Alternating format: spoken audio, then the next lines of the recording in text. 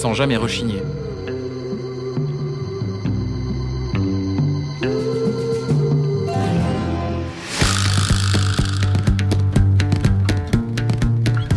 Retour à Marrakech. Abdellatif a une passion qui surpasse toutes les autres, les riads. La Médina en compterait encore 16 000 et depuis le début des années 80, il en aurait lui-même visité plus d'un tiers. Aujourd'hui, Abdellatif peut se targuer d'être l'homme par qui ce patrimoine exceptionnel a retrouvé sa superbe. C'est vrai ça. Ouais. Tu te perds, toi, dans la Médina encore Non, je connais la Médina comme les doigts de la main. Désormais, ces riads font la richesse et la renommée de la ville. Et derrière certaines portes se cachent des trésors insoupçonnés. Ça, c'est un riad. Ça, c'est un vrai riad, avec les 4 carrés de jardin. Ouais. Oui. Ouais. Waouh. C'est marrant quand même, tout est tourné vers l'intérieur en fait. Parce que si tu veux, t'as les remparts de la Médina qui ferment déjà. Exact. Et là, les maisons, c'est quand même... Dans notre culture, on a besoin de préserver notre intimité. Oui, C'est pour ça que la Médina elle est fermée, les riads aussi sont fermés, mais on respire toujours vers le ciel. Et voilà, donc...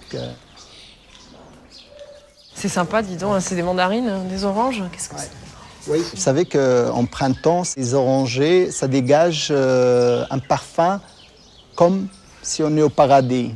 Ah bon ? Absolument. Carrément. Tout à fait. C'est magnifique.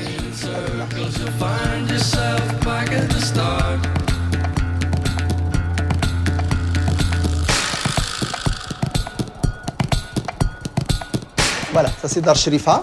Waouh. Voilà, donc c'est la plus ancienne maison de la Médina. Oh. C'est une maison du XVIe siècle. C'est l'époque Saadia. D'accord. C'était une époque où il y avait une architecture avec beaucoup de travail de stuc. Et aussi, c'est tout à fait la partie cramée par le temps. C'est du bois de cèdre qui a été sculpté. Et voilà. C'est brûlé par le temps, c'est le soleil, c'est les siècles, c'est les années. Donc voilà.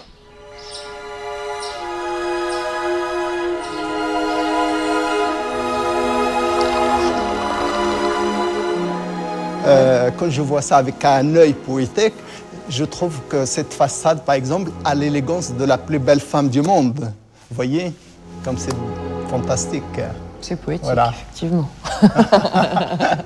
Exact.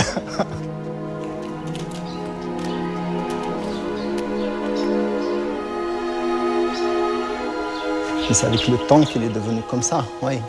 Quand tu es arrivé ici, donc il était dans quel état, ce riad ?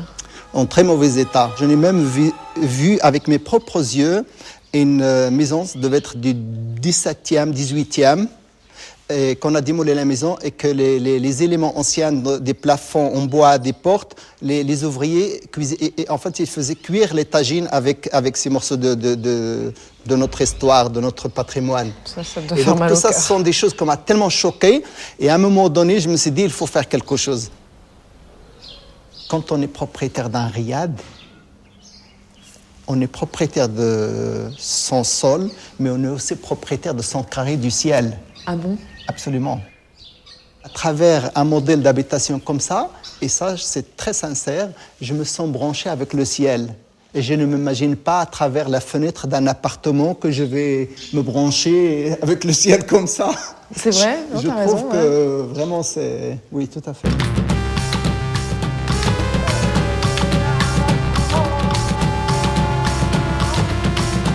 La magie opère. Les secrets du royaume se dévoilent peu à peu et les surprises s'enchaînent. D'ailleurs, en voici une autre. Ça ressemble au bordelais, ça a l'odeur du bordelais, mais ce n'est pas le bordelais. Bienvenue à Meknès.